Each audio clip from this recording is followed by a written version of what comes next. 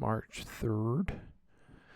New month, new moves. New month, new moves. All right, we got tons to talk about. I think I'm live. Let me just double check.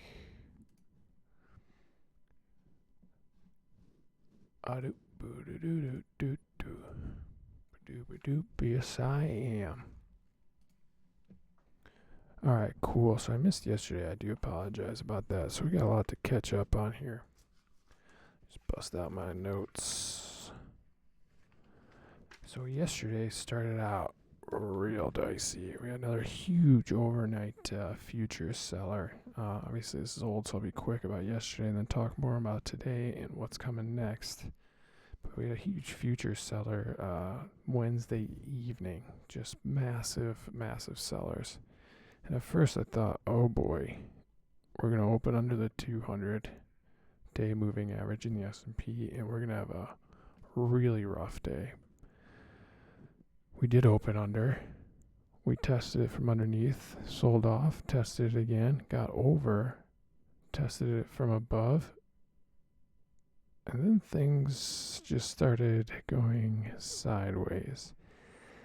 And then things started perking up a little bit, and the phenomenon that's going on in these markets and what's moving markets is just why I say, get in and get out, make your money and move on.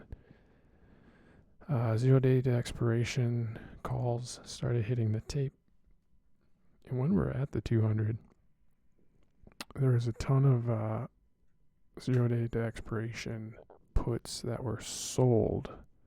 So everybody's already short. If you're on FinTwit at all, everybody is incredibly bearish. And when we got to the 200-day, broke through and then back tested it. We started seeing a bunch of puts being sold. So the premiums on puts were pretty high. They started selling those, indicating they don't think we're going down anymore. So they sold. They sold the vol on it, volatility, collected the premiums, and then we started drifting higher. And I know some people will say it was all the 0 day to expiration puts that were sold and the calls that were bought, meaning we'd go higher. But the market wasn't quite responding yet until Bostic dropped some words of wisdom on the market.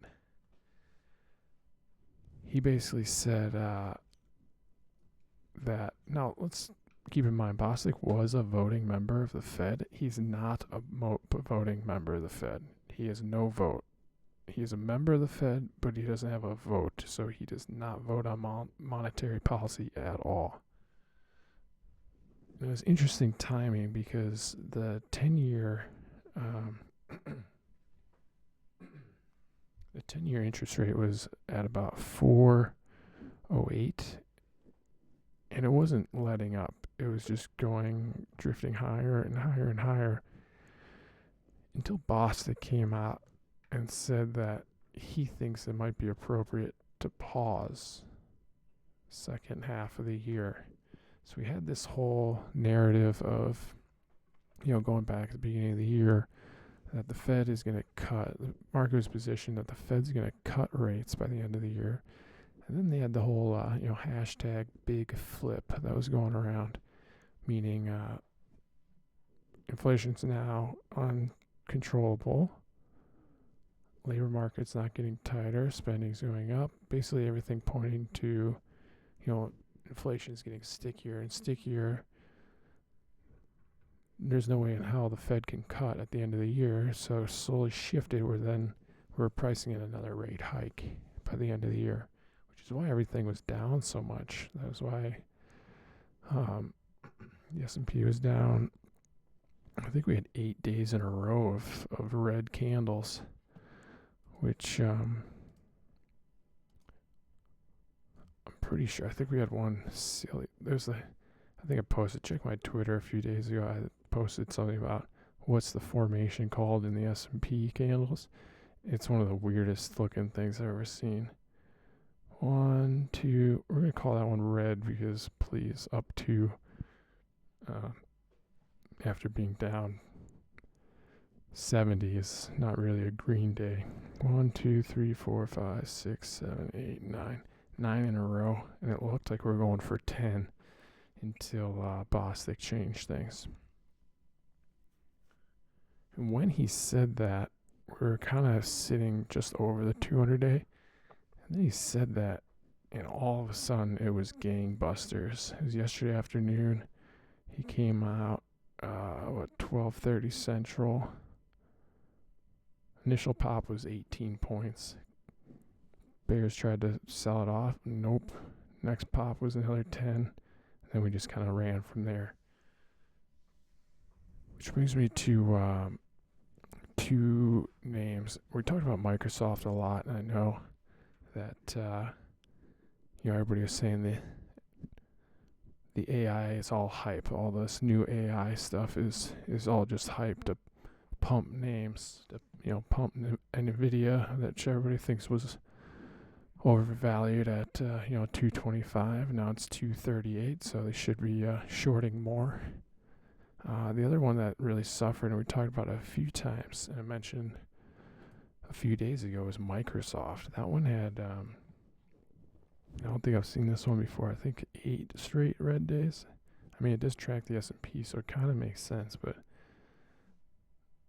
there was no real news on it, other than everybody thinking that the AI was all hype and ChatGPT was, all that honeymoon phase was over. I want to talk about the power of options.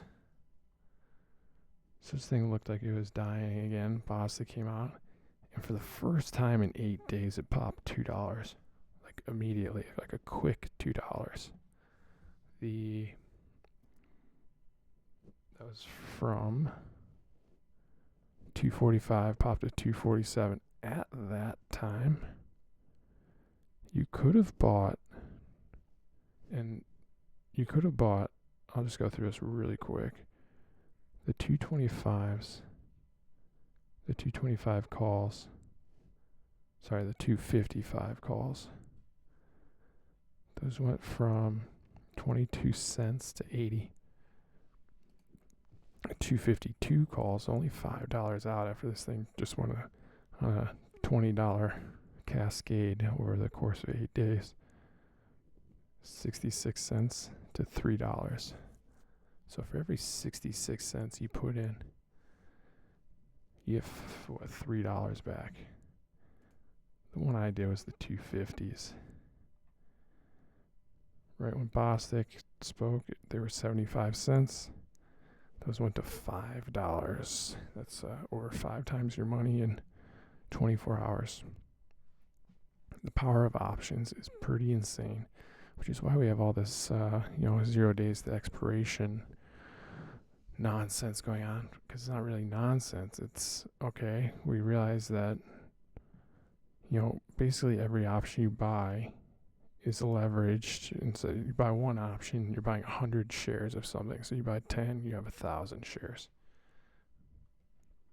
And these things move like crazy. I mean, sometimes, like Meta today, some of those options went 20x. That's insane. 20x in one day. I mean, this is why everybody loves the stock market. It's a giant casino, and you can bet small and win big. But that's kind of what, why we're now in this price doesn't really matter. It's all just about option flow. All the big boys moving in around wherever they want. I don't think there's a ton of investors. I'll get to that in a second. I'll finish up with Microsoft here. So it's kind of just, the biggest thing in this game is patience, and you wait and you wait and you wait. You're like a lion in the Sierra, just ready to pounce. Yeah, more so a cheetah. They stalk better. Lions are a little more, they a little more strategy there. Cheetah doesn't have a giant pack to go. Anyways, getting off track, sorry. Microsoft was like a beach ball, and the S&P was like a beach ball. It was every single day for, a week, 2 weeks almost, trading days. Just push it down, push it down. Every little pop, push it down further. Just keep laying on it, keep selling on it. Don't let it breathe. If you ever at the beach or in a pool and you got a big ass, beach ball, and you slowly start pushing it down, it gets harder and harder and harder to push down. That displacement just makes it heavier and heavier. You keep pushing it down, you keep pushing it down, and then you got this thing like a foot underwater. That's kind of like what the market was the past 2 weeks. It's that beach ball just getting pushed further and further down. And then obviously it hit a key moment of the 200-day moving average, which is massive technically for these things, for this market. And then all of a sudden you got Bostic, and that was just a trigger. That was a trigger going, oh, maybe we have this wrong. And then it's a race. So you let go of that beach ball, that thing shoots up out of the water, and that's exactly what we saw. In 1 day, and starting yesterday afternoon, a day and a half maybe. S&P up $100, Meta up $15, Apple up $7, Tesla up $12, Nvidia up $15. I'm sure the overpriced Nvidia people love that. Growth names went bonkers. So that's what happens. And then it's, okay, now everybody's positioned short. One little trigger changes everything that quickly. I mean, well, now the ball's above water, so we'll probably have some follow-through buying on Monday, and then we kind of figure it out. We're approaching the 20-day moving average now. We're above the 50. So could see some more upside before we, kind of figure out where we're going for the next move. Hope that analogy helps and made sense. The 10-year today closed under 4, which was another catalyst. Over 4 is pretty bearish stocks. It's somewhere we haven't been in a long time, so it's a key. It's kind of a key metric going forward. I mean, if you pop on CNBC right now, it goes 10-year Treasury yield falls back below 4%. I mean, that alone, if it's headline on the biggest, I don't like CNBC, but if it's on one of the biggest sites, then you know it's important. So that we'll keep an eye on rates. Things start getting dicey back over 10, or the 10-year over 4. But until then, I mean, just gotta keep an eye on rates. VIX, I think at one point, did we get it? No, we almost did. Almost got that 17 handle. 18, 16 on the VIX. Again, the VIX is not short term. They used to call it the fear indicator until people realized what it was actually. It's a 30-day hedge against basically 30-day hedge against big moves. So the market's pricing in right now is, we'll move around, but it's not going to be that extreme. And what I think is going to happen is one of these days, something out of the ordinary is going to happen, like a black swan event of some sort. Because the play is just sell volatility. Sell it. Just sell it. Stocks will be down a bunch, and then they'll start selling the money puts, and then we'll start rallying, and they'll start hammering the VIX lower. It's worked for a very, very long time. It continues to work. But at some point, it's not going to work.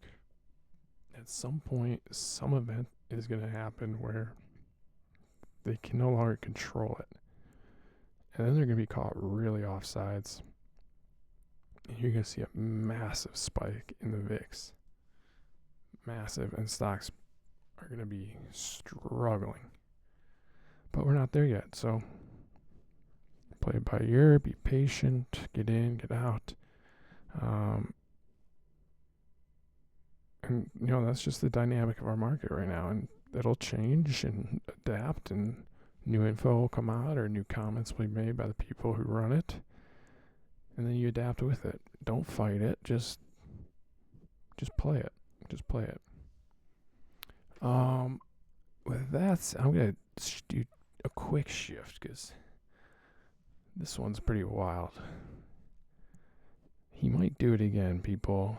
The Icon puts. Carl Icon did the 3950 ES puts. And he was, he was in the money.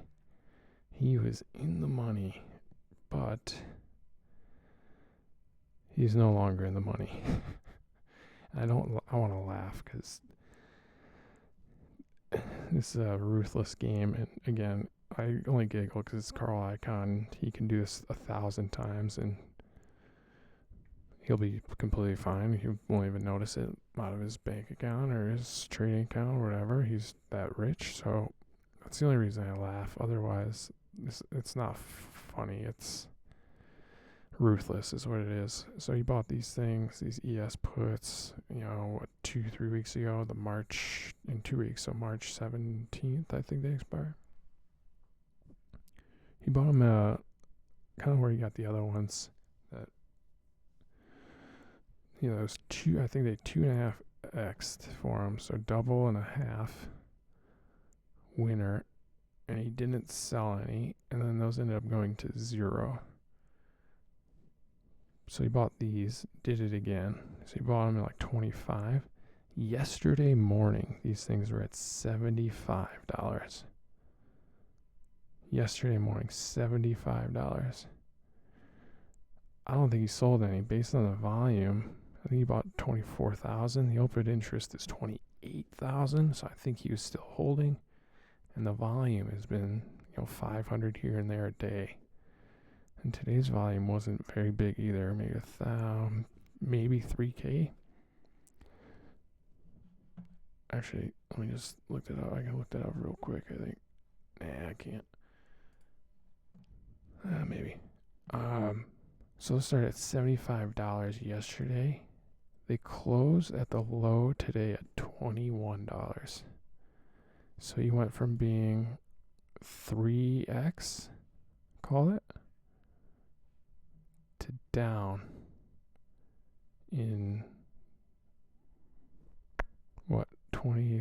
36 hours in 2 trading days. I mean, that's just nuts. The guy's got balls of steel. They traded 3,300 today, and the open interest is 28. So even if he sold a couple, it's like it's not going to cover the position. Anyways, he still has time. There's 2 weeks left. We are 100 points higher now. I mean, those things were 25. The low yesterday was 39.25, so he's $25 in the money. And then Bostic ruined everything for him.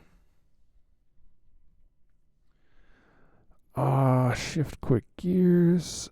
Want to talk about, I touched on it a little bit earlier, the AI hype that everybody thought was a bunch of baloney. Doesn't seem that way. I think it's real, you guys. Nvidia's at yearly highs again. Microsoft bounced back hard. Google even bounced back hard. But another name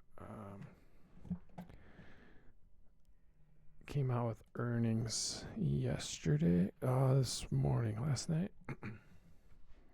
I don't know. But basically, the earnings were fine, but they're basically saying it's C3 AI. The ticker AI. This went, it started getting some love back in January. Kind of when these are the guys who created ChatGPT, and it started getting love when Microsoft invested a ton into them, and now basically owns ChatGPT.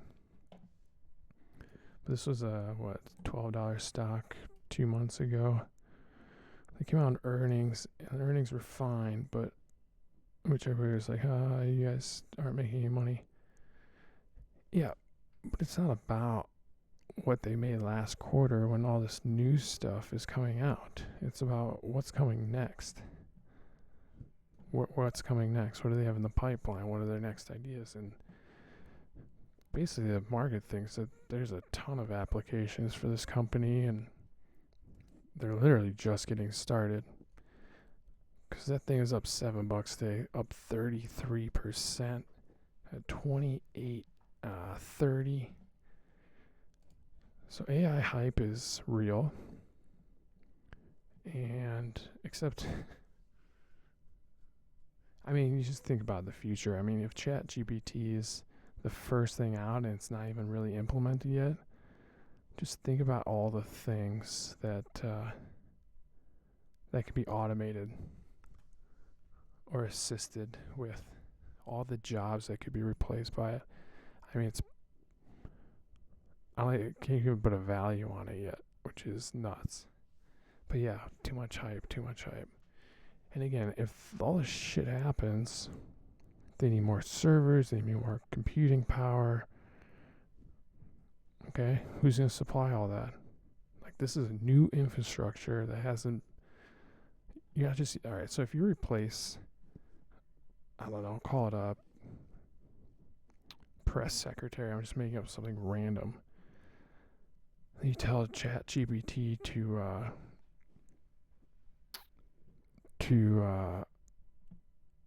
write a press release for you. Okay, imagine how many jobs that has to replace. You're using the computing power of that, former press secretary's laptop. And if you have, add 100,000 of those, add 100,000 journalists, or not necessarily journalists, but like press releases, all that other, internal communications, basically anything. I mean, you could create websites, like sport websites, and just have an AI do it. So if you have users that boom from, I don't even know what the user count is yet for ChatGPT, but if that booms, just call it like 10 million people, that's a ton of computing power. That's a ton of server space that needs to be built out. It's not, you can't take it from anything else. There's no infrastructure like it. So chips, semiconductors, all that stuff, I mean, it has a huge potential catalyst sitting underneath it.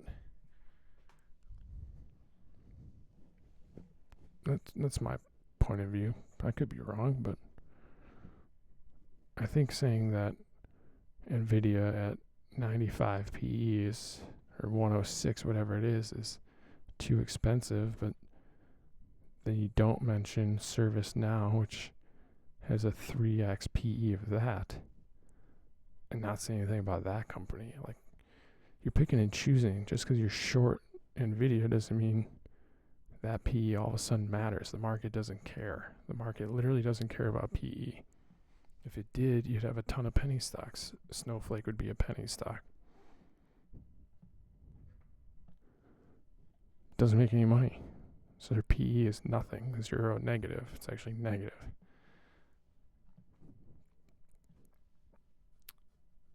Anyways. So that's my thought. Tesla day was funny per usual. Anybody else notice how disinterested Elon was at the beginning? Certainly didn't help his stock price at the time. It was down $15 yesterday. Did you see the robot video? Is that CGI?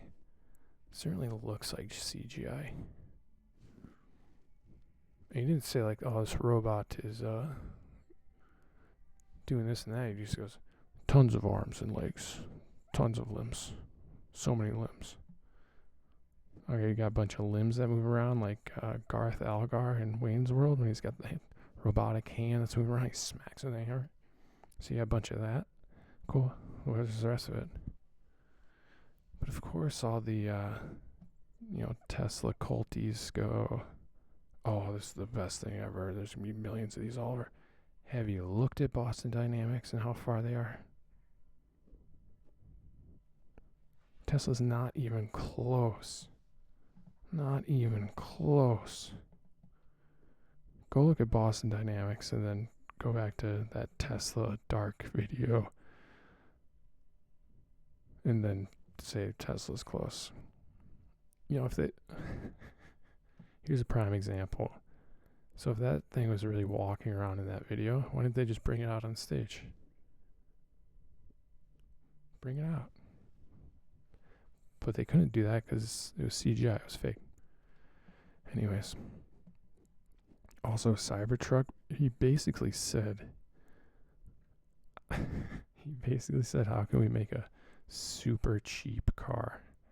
And he goes, oh, I know. Don't bend any of the panels. Then you don't have any presses. Yeah, I mean, smart.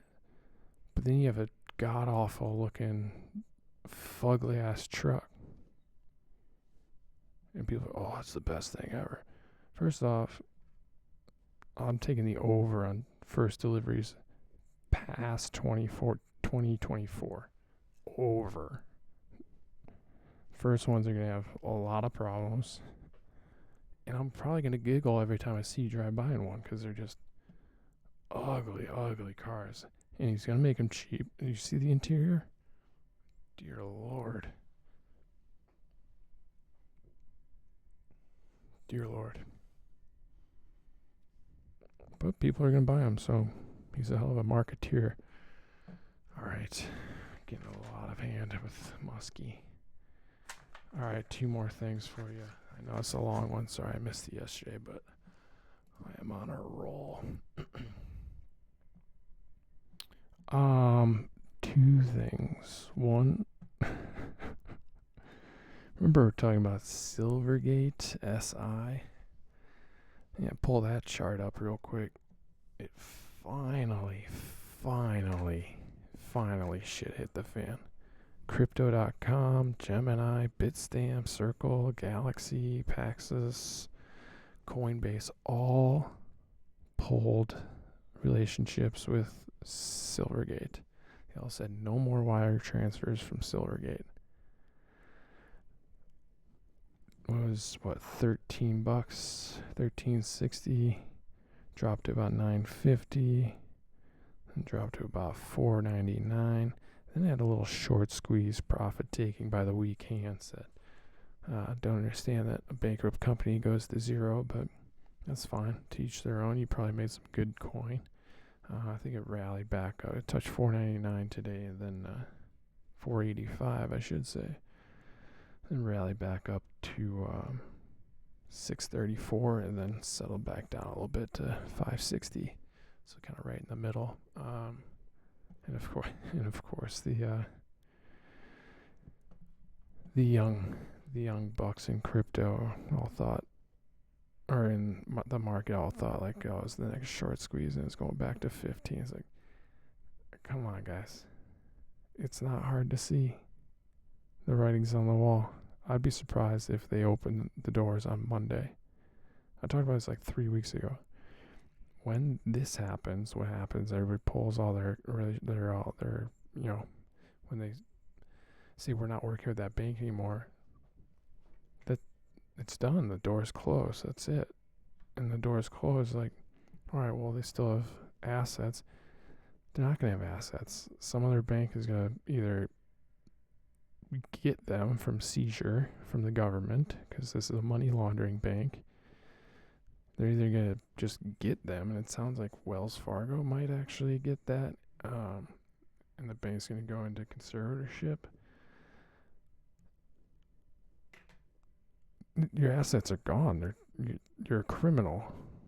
It's not like, oh, you go to jail and, you know, you get to, you know, still work and make money. It's like, no, you're done. You're out. Anyways, they seized your stuff. You don't have anything left. I'd be surprised if this thing is not $1 on Monday. they're done. Signature Bank, I think, is next because a lot of those went over to Signature Bank. And if they're doing that with Silvergate, the laundering and all that other illegal activity, then they're just going to do it with Signature Bank, who's already kind of been slightly exposed. They're a little better run, a little more respected. They don't have, sheds for, banks. But it's just the same thing. That'll happen next. That's like $113 right now. If the same thing happens, and I do think it does, probably give it another 3 months or so. That will be a fun ride to zero. That'll be life-changing money. You can buy $60 puts for 30 cents. Just do some quick math. So let's say you bought 100 of those times 100 times 0.3, 30 cents. So 3K you put in. 3K. Yeah, get out of $5. 3,000 into 550,000. You just gotta. Silvergate was impossible at the time. We didn't know when it was going to happen, so that's the only thing. The further out you go, the better. September's are 2. 1 June. Yeah, it's going to be tough to time, but we'll start seeing it. Anyway, Silvergate, glad it's finally happened. I hate criminals. They're one of the biggest, so. It hurts crypto, but don't do illegal stuff and you won't get hurt so bad. It's simple. And it's not a big conspiracy that, they're going after Silverbank or Silvergate because they work with crypto. They're going after it because they're laundering money and giving customers access to other customers' accounts. You can't do that. And you guys want to be self-regulated, but who wants to if I have an account, let's call it, a decentralized bank or whatever, and then you just give my buddy access to my account? No, absolutely not. Absolutely not. So until you guys figure out the self-regulation shit, no one's interested. Everybody thinks the whole system's corrupt, and until you fix that, Silvergate's not helping, then no one's going to fully adopt it. It's that simple. Just be clean. Don't let Bankman-Frieds of the world fraud their way to the top. Just be smarter. Ask questions and don't get shut down. Well, that's the thing. You ask questions and they just shut you down. Oh, you don't understand. You don't get this, that. No, I'm just asking questions. It's a simple question. Anyways. All right. I'll finish up with, I guess that's kind of it. That was it. Good round. Holy shoot. 33 minutes, longest by far. Bitcoin did get smacked. And I don't think it was Silvergate. I think, MT Gox. Remember them? That was like 6 years ago or something. I didn't know they had a bunch of Bitcoin still locked up. So I guess that got released, which you probably saw was part of the reason Bitcoin was just randomly down $1,000 yesterday, overnight. But there's also the Ether, whatever the Ether fork is releasing a bunch of staked coins, I guess. So I think that's another headwind to stuff that's been locked up since the last one, I think, if I understand that right. So, Ether's down, $100? $15.50. They both broke key levels, so keep an eye on those. I wouldn't be surprised if Bitcoin went back to like 18.5. The other rumor was that I may have started it, but was that Michael Saylor had to sell his Bitcoins to cover $200 million loan he had with Silvergate, but we'll never know. Alright, that's enough for me. I missed you guys. Sorry, that's why I had to rant so long. Have a great weekend. Be safe. Don't do anything dumb. And we will see you on Monday. Alright, love you. Bye.